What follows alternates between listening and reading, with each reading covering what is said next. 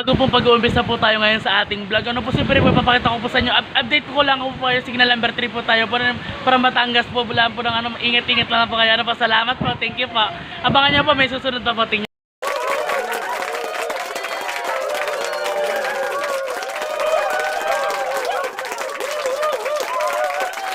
So yan guys, sobrang pala talagang ano, lakas ng bagyo, signal number 3 po ulit tayo. Ano po guys, mga kabalaboy ko dyan, pinag-iingat ko kayong lahat po mga ganito natin guys.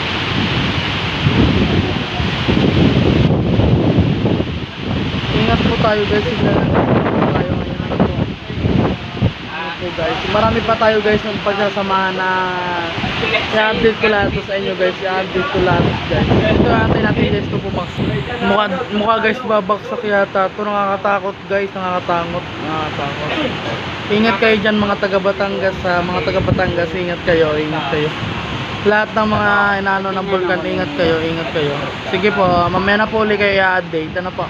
Mamaya na po ulit. Thank you po. Oh yan, hindi ako masyado makapeso kasi sobrang ano, sobrang hirap, sobrang ang dami-dami nang, wow, nakakatakot kasi baka bigla ano ako nangyari yan po. Kagaya na po niyan, ano po, isa na po siya sa ngayon na nag-giba po. Ano po, mamaya po makikita nyo naman po yung lawan natin. Ano po, mamaya po mag-uumpisa na po ulit tayo. Guys, nakakatakot pala talaga.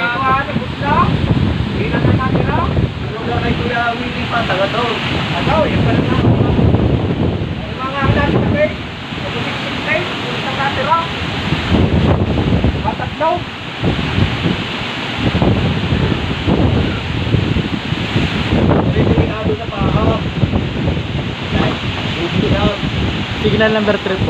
Yun, nakita nyo naman yung aking vlog. Ano, in-update ko naman kayo. Signal number 3 tayo. Ano. Sige, susunod, i-update ko po uli kayo kung ano po uli ang pangyayari ng ating lugar. Ano po dito sa Batangas. Ano po, saka po sa lahat po ng mga nakasalanta po ng bagyo. Ano po, thank you po. Hi po.